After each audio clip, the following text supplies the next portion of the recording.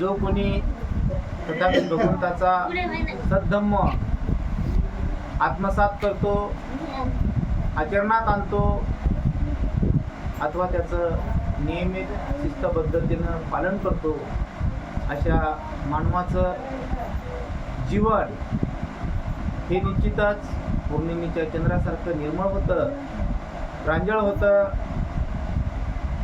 आणि तसंच त्याचं जीवन हे सद्धम्माच्या नियमाने वाटचाल करत असतं. तशाच पद्धतीनं आपण सुद्धा या तथागत भगवंताच्या बुद्धाचे पायिक आहात आणि बुद्धाचं नियमाचं उल्लंघन आपल्या हातून होऊ नये. आपण सद्धम्माच्या वाटेनं दिशेनं जात राहावं, अशीच या मंगलमय दिनी आपणा सर्वांना एक विनंती आहे.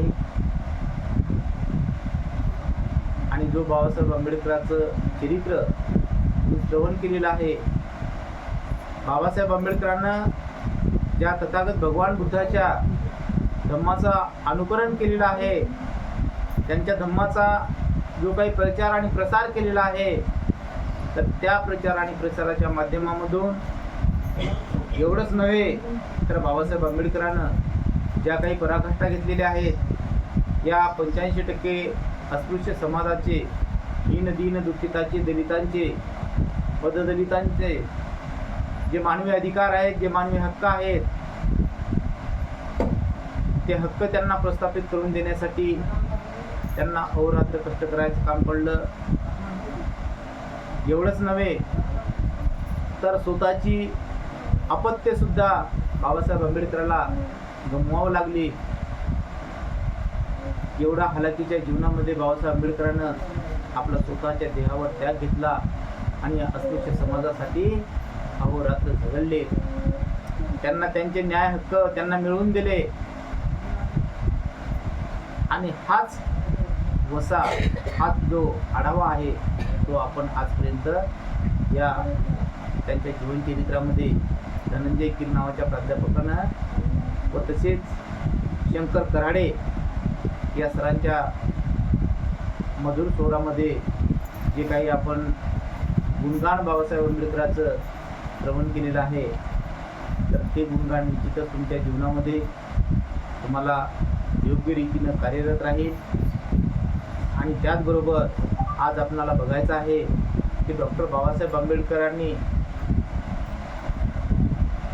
1891 सालापासून तर 6 डिसेंबर 1956 सालापर्यंत जे काही योगदान आपल्यासाठी दिलेलं आहे, जे काही देहदान आपल्यासाठी केलेलं आहे, तर या सर्व जीवनाच्या पोकळीमधला कारभार आपण आजपर्यंत बघितलेला आहे. आणि शेवटचा जो प्रवास त्यांचा आहे, हा शेवटचा प्रवास कशा पद्धतीनं तो दुःखामध्ये जाणार आहे, तर तो दुःखाचा प्रसंग आज रोजी आपणास या दुःखाच्या प्रसंगी आपणाला आठवायचा आहे आणि तो आपल्याला आचरणामध्ये आणून आज श्रवण करायचा आहे. तुला बुद्ध भगवान की जय, भीम भगवान की जय, महात्मा ज्योतिबा फुले की जय.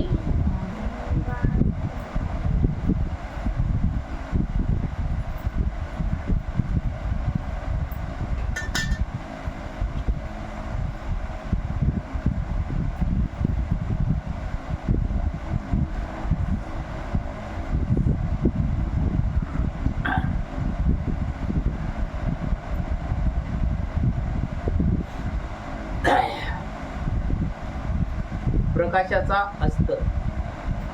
जेव्हा डॉक्टर बाबासाहेब आंबेडकरांचा जन्म झाला, तेव्हा काय बघितलं होतं आपण?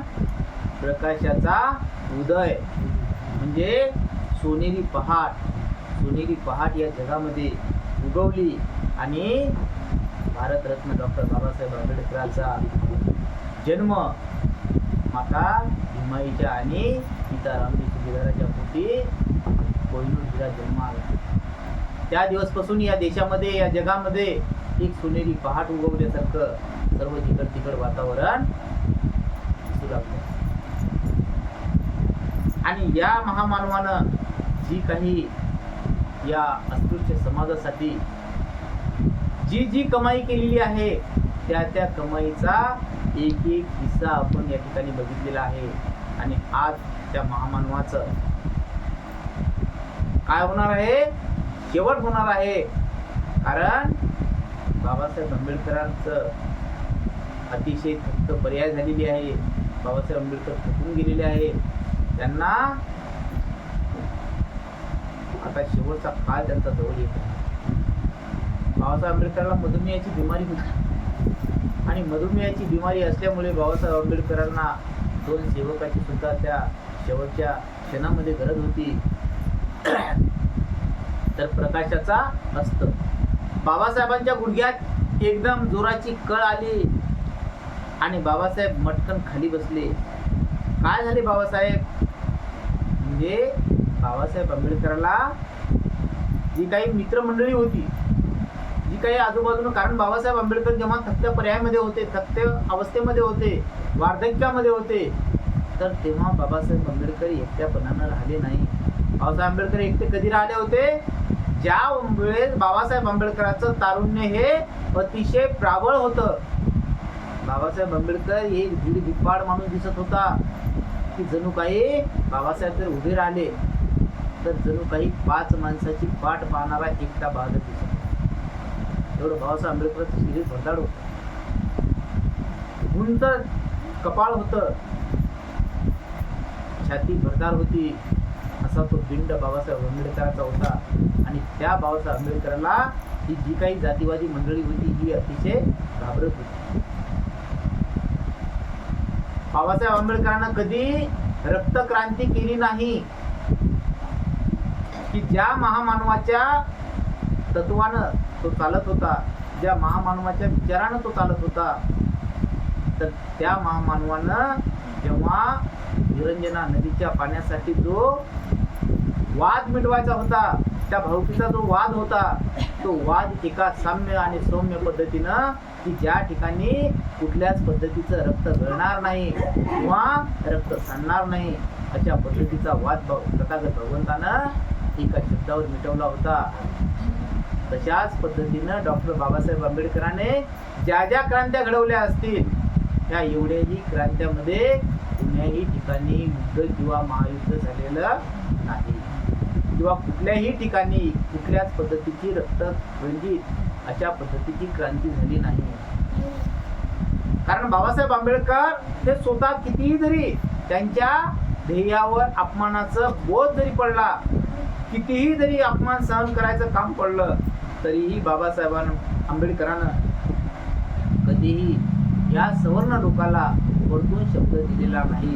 कारण काय होतं, बाबासाहेब आंबेडकरांनी जर परतून शब्द दिला असता तर 2 हाताला 4 हात जोडीदार होत होते, आणि 4 हात जोडीदार झाल्याच्या नंतर बाबासाहेब आंबेडकरांना एकटं पडावं लागत होतं, आणि एकटं पडल्याच्या नंतर बाबासाहेब आंबेडकरांचा पराजय त्या ठिकाणी होत होता. आणि जर बाबासाहेब आंबेडकरांचा पराजय त्या ठिकाणी झाला असता तर निश्चितच मनानं बाबासाहेब आंबेडकरांचं त्यांच्या वडिलांना जो स्वप्न मनामध्ये बाळगलं होतं, आणि त्यांचं फाकीत जे रामजी सुभेदाराला एका पुन्हा सांगितलं होतं, एका गोसायानं जे फाकीत सांगितलं होतं की तुझ्या पोटी एक सुवर्ण बाळ जन्माला येणार आहे, आणि ते सुवर्ण बाळ या जगाचा उद्धारकर्ता बनणार आहे, उद्धार करणार आहे. आणि ते स्वप्न बाबासाहेब आंबेडकरांचं जर राग आणि द्वेष ह्या लोभाच्या गोष्टी जर बाबासाहेब आंबेडकरांनी आत्मसात केल्या असत्या तर मात्र त्या रामजी सुभेदाराचं स्वप्न मात्र साकार झालं नाही. कारण ताकदवान माणसे या जगात भरपूर होते. कारण महाराजांना एकच काम होतं की जर कुठे एखाद्या वाड्यावर जर एखादी म्हैस मिळली तर ती म्हैस ओढून काढण्याचं काम या महार लोकांनी केलं. कारण असे बलाढ्य ताकदवान बलाढ्य लोक होते. परंतु बाबासाहेब आंबेडकरांना ही निश्चित मनानं माहित होतं की माझ्या समाजावर ही जी काही लादलेली परंपरा आहे, जी काही रूढी परंपरा आहे, जी काही रूढी परंपरेच्या सवयी आहेत, तर ह्या सवयी मला या चटून बंधनातून काढून टाकायच्या आहे. आणि या माझ्या समाजावर जो अन्याय अत्याचार होत आहे तो अन्याय अत्याचार मला मागवायचा आहे, मिटवायचा आहे. यासाठी बाबासाहेब आंबेडकरांना या जातीवादी लोकांचा अहोरात्र जो काही त्रास त्यांनी दिला, या लोकांनी बाबासाहेब आंबेडकरांचा क्षणोक्षणी अपमान केला, परंतु बाबासाहेब आंबेडकरांनी ते अपमान पचवला. आताच्या लोकांच्या मनात अहंकारापोटी अपमान पचवल्या जात नाही. आता एखाद्या लहान पोराला म्हणा ना, अरे म्हणते का रे, परंतु एवढा मोठा ज्ञानाचा सागर असलेला डॉक्टर बाबासाहेब आंबेडकर या महामानवाला कितीतरी वेळा लोकांना अपमानित घोषित केलं. एवढंच नव्हे तर बाबासाहेब आंबेडकरांच्या या जातीवादी लोकांना झिंडा सुद्धा काढल्या. त्यावेळेच्या भारतामध्ये सायमन कमिशन आलं होतं. त्या सायमन कमिशनला बाहेर रोखण्यासाठी बाबासाहेब आंबेडकरांना, कारण बाबासाहेब आंबेडकर बुद्धिवान असल्यामुळं या ब्रिटिश लोकांना बाबासाहेब आंबेडकरांना जवळ धरलं होतं. या ब्रिटिशांच्या सरकारमध्ये बाबासाहेब आंबेडकर सामील होते, परंतु या जातीवादी लोकांच्या पोटामध्ये दुखणं दुखत होतं की बाबासाहेब आंबेडकरांना ही लोक जवळ धरतात. निश्चितच डॉक्टर बाबासाहेब आंबेडकरांना या भारताला स्वातंत्र्य मिळू नये अशा पद्धतीचं हे देशद्रोही आहेत, ते समाजकंटकित आहेत, समाज कलंकित आहेत. हे यांना या देशातून बाहेर काढलं पाहिजे, बाहेर ढकललं पाहिजे. अशा पद्धतीच्या वाईट वाईट घटना, डॉक्टर आंबेडकर मुर्दाबाद, डॉक्टर आंबेडकर मुर्दाबाद, अशा पद्धतीच्या वाईट वाईट घोषणा ही काँग्रेसची मंडळी त्या ठिकाणी. परंतु जेव्हा या इंग्रज लोकांच्या सरकारमध्ये बाबासाहेब असायचे, या इंग्रज सरकारच्या सोबत बाबासाहेब असायचे, तेव्हा हे इंग्रज लोक म्हणायचे की अरे बाबांनो, या डॉक्टर आंबेडकरमुळे तुमच्या भारताला किंमत आहे, या डॉक्टर भीमराव आंबेडकरांमुळे तुमच्या भारताची नावलौकिकता या जगात प्रसिद्ध आहे. कारण तुम्ही कितीही जरी ज्ञानाचे प्रकट पंडित असाल, परंतु डॉक्टर बाबासाहेब आंबेडकरांसारखा ज्ञानीवंत आणि ज्ञान पंडित या जगात दुसरा कोणी. 18 तास अभ्यास करणारा हा एकमेव विद्यार्थी त्या इंग्लंडच्या कोलंबिया विद्यापीठामध्ये, इंग्लंडच्या विद्यापीठामध्ये पावाच्या तुकड्यावर जीवन जगणारा हा फक्त एकमेव आणि एकच डॉक्टर बाबासाहेब आंबेडकर होते. आणि या महामानवाचं एवढं अतोनात ज्ञान मार्ग, या महामानवाचा अतिशय पराकाष्ठेने केलेला कायदा या जगानं स्वीकारला. एवढंच नव्हे तर दीन दलित गोर गरीब पिछडा समाज या लोकांना त्या न्यायाची भूमिका देऊन समांतरेची वागणूक कशा पद्धतीने दिल्या जाईल, त्यांच्यावरचे अन्याय अत्याचार कुठल्या पद्धतीने दूर केल्या जातील, या महिलांना 50% वाटा कसा दिला जाईल, या सखोल गोष्टीचा अभ्यास डॉक्टर बाबासाहेब आंबेडकरांना त्या काळी केला होता. आज ज्या स्त्रियांना सुट्ट्या भेटतात, आपल्या कुटुंबी असतात ना, तेव्हा 6 महिन्याच्या ज्या सुट्ट्या मिळतात महिलांना, घर बसल्या पगार मिळते त्यांना, तर ही कोण दिली? ते डॉक्टर बाबासाहेब आंबेडकरांची अतोनात लोक आहेत. एवढंच नव्हे तर या स्त्रियांना आपल्या बापाच्या संपत्तीमधला जो काही मुलाचा वाटा आहे, पुरुषा समान जीवन जगण्याची एक पद्धत आहे, हा समांतरीची वागणूक कोण दिली? डॉक्टर बाबासाहेब आंबेडकरांनी. आणि हा जो वारसा हक्क आहे, हा वारसा हक्क त्या हिंदू कोड बिलामध्ये समाविष्ट होता.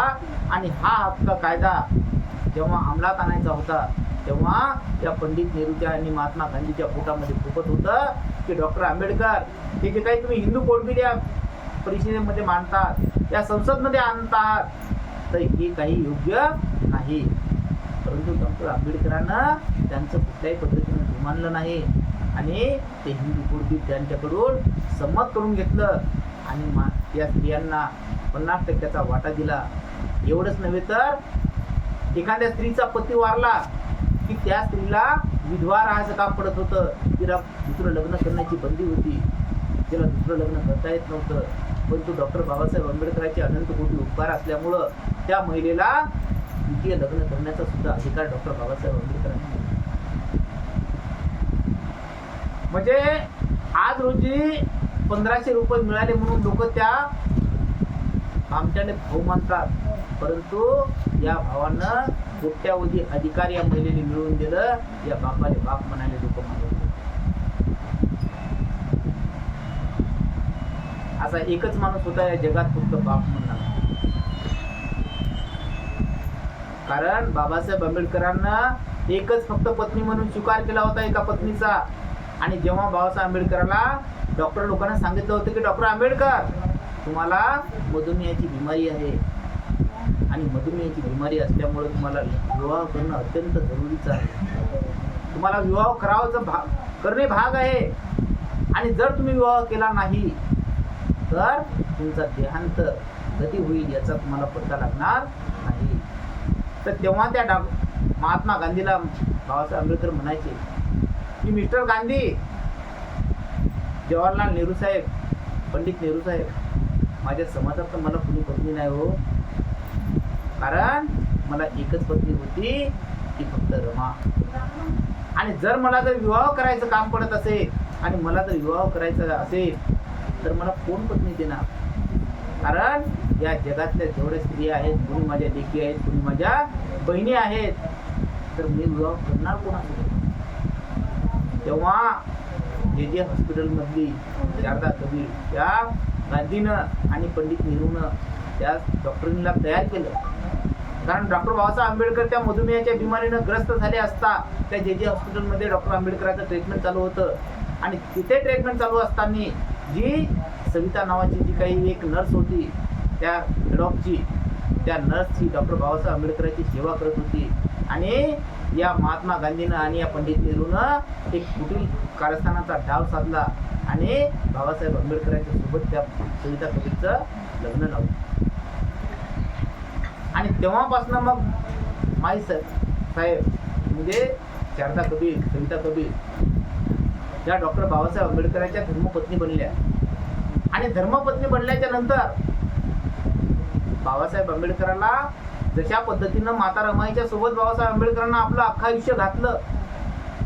आणि जेव्हा माता रमाईचं त्या पोळबावडीमध्ये, त्या परळच्या पोळबावडीमध्ये त्या स्मशानातनी त्या माता रमाईचा देहांत झाला.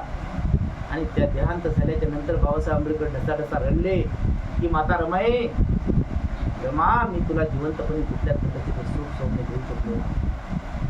आणि तेव्हा मग बाबासाहेब आंबेडकरांना त्या माता रमाईचे जे काही ऋण आपल्यावर आहे, जे काही कर्ज आपल्यावर होतं, त्या कर्जाची परतफेड आपण कशा पद्धतीनं करावं याचं बाबासाहेब आंबेडकरला भान राहत नव्हतं. बाबासाहेब आंबेडकर जेव्हा त्या माता रमाईच्या स्मशानाला अग्नीचा डाग देतात तेव्हा ढसाढसा रडतात आणि तिथे त्या स्मशानाच्या बाजूला हत्या बसतात. म्हणजे बाबासाहेब आंबेडकरांना स्वतःच्या परिवारावर सुद्धा काय केला होता? त्याग केला होता. कशासाठी? की जे या दोषी लोकांमध्ये जोग्यानं, त्या दोषानं जे काय भविष्य सांगितलं होतं की तशा पद्धतीचं त्याला घडायचं होतं. आणि रामजी सुभेदाराचं नाव या जगात त्याला रोशन करायचं होतं. कारण रामजी सुभेदाराला सांगितलं होतं की तुमच्या पोटी बाळ जरूर जन्माला येणार आहे, पण तो निश्चितच या जगाचा उद्धार करता होणार आहे. आणि तो बाळ मग बाबासाहेब आंबेडकरांचं स्वप्न साकार झालं. त्या माता रमाईचे उपकार फेडण्याचं काम त्यांनी तेव्हा केलं. आणि नंतर मग या सविता कबीरच्या सोबत बाबासाहेब आंबेडकर खेळामेळीच्या वातावरणामध्ये राहू लागले. शेवटचा काळ लुटू लागले. आणि तेव्हा बाबासाहेब आंबेडकर म्हणजे माता रमाईच्या वेळेस बाबासाहेब आंबेडकर पूर्ण हिंदू संस्कृतीमध्ये होते. आणि जेव्हा माईसाहेबाचा उदय झाला, माईसाहेबासोबत बाबासाहेब आंबेडकरांनं आपला पुनर्विवाह केला आणि धर्मपत्नी म्हणून माईसाहेबांना स्वीकारलं. तेव्हा मग बाबासाहेब आंबेडकरांनं 14 ऑक्टोबर 1956 रोजी बाबासाहेब आंबेडकरांनी जेव्हा धर्मांतर केलं तेव्हा बाबासाहेब आंबेडकरांसोबत बाबासाहेब आंबेडकरांची धर्मपत्नी माता रमाबाई नव्हती. बाबासाहेब आंबेडकरांच्या सोबत जेव्हा पुनर्विवाह केला आणि जेव्हा ती ब्राह्मणाची मुलगी सविता कबीर ही बाबासाहेब आंबेडकरांच्या सोबत त्या पवित्र नागाच्या नागभूमीमध्ये पांढरे शुभ्र वस्त्र परिधान करून या दोघा जणांना काय केलं? त्या ठिकाणी लाखो अनुयायाच्या समोर या धम्माची दीक्षा घेतली. आणि त्या महास्थवीर चंद्रमणीच्या हस्ते स्वतः धर्मांतर करून घेतलं. आणि त्या दोघांनी मग काय केलं, या लाखो अनुयायांना धम्माची दीक्षा प्रदान केली, धम्म दिला. आणि तेव्हापासून डॉक्टर बाबासाहेब आंबेडकर काय म्हणतात की मी आज माझा पुनर्जन्म झालेला आहे. कारण मी पूर्वी कोण होतो, हिंदू म्हणून होतो, परंतु आज मात्र मी बौद्ध म्हणून जन्मास आलेला आहे. कारण माझा आज रोजी उदय झालेला आहे, माझा जन्म झालेला आहे आणि मला या हिंदू संस्कृतीमधलं कुठलं ज्ञान नाही. आणि त्या दिवशी मग बाबासाहेब आंबेडकरांना ज्या 22 प्रतिज्ञेचं अवलोकन केलं, त्या 22 प्रतिज्ञा बाबासाहेब आंबेडकरांना या लाखो अनुयायी म्हणजे लाखो दलितांना प्रदान केल्या. आणि तेव्हापासून मग बाबासाहेब आंबेडकर म्हणू लागले की ब्रह्म विष्णू महेश यांना मी कदापि देव मानणार नाही, त्यांची उपासनापास करणार नाही. श्रीकृष्ण यांना मी कदापि देव मानणार नाही. जी काही लोक थोतांड गाजवतात की तथागत भगवान गौतम बुद्ध हा विष्णूचा 9वा अवतार आहे, हे सर्व चुकीचं आहे, हे थोतांड आहे. कारण तथागत भगवंतानं सुद्धा सांगितलं की मी मार्गदाता आहे, मोक्षदाता नाही. म्हणजे तथागत भगवंताचे जे काही विचार आहेत, त्या तथागत भगवंताची जी काही विचार प्रणाली आहे, जे काही धम्मज्ञान आहे, या बाबासाहेब आंबेडकरांना ताम्रपटापासून तर शिलालेखापासून तयार केलं. आणि जेव्हा बाबासाहेब आंबेडकरांना धर्मांतर केलं आणि धर्मांतर केल्याच्या नंतर डॉक्टर बाबासाहेब आंबेडकरांना बुद्ध आणि त्यांचा धम्म या ग्रंथाचं लिखाण चालू केलं. आणि लिखाण चालू केल्याच्या नंतर बाबासाहेब आंबेडकरांचे वार्धक्य वाढू लागले. बोला बुद्ध भगवान की जय.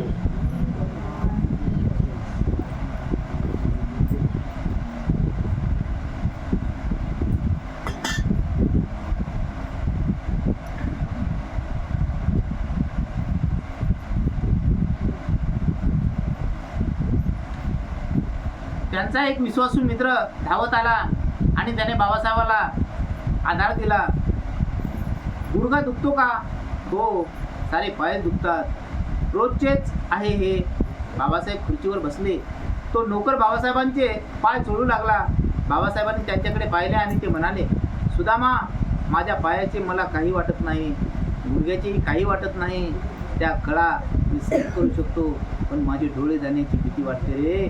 मला आकाश अंधुक दिसायला लागला. म्हणजे बाबासाहेब आंबेडकर बघा काय म्हणतात. कारण बाबासाहेब आंबेडकरांचं कशावर प्रेम होतं? फक्त पुस्तकावर प्रेम. कोणी मित्र नाही, कोणी भाऊ नाही, कोणी लेकरू नाही, कोणीही नाही. कारण बाबासाहेब आंबेडकरांच्या पुढे एकच ध्यास होता की माझी दृष्टी जर चांगली असेल, माझे डोळे जर चांगले असले, तर निश्चितच मनाने मी एक आणि एक या पुस्तकामधली ओळ वाचू शकतो. आणि यातली जर एक आणि एक ओळ मी वाचली, माझ्या मुखपाठ केल्या गेली, माझं पठण झालं गेलं, तर निश्चितच मनानं माझ्या समाजाचा मी उद्धार केल्याशिवाय सोडणार नाही. हे बाबासाहेब आंबेडकरांचं भाग्य होतं. म्हणून त्या मित्राला बाबासाहेब आंबेडकर म्हणतात की अरे सुदामा, मी माझे कितीही जरी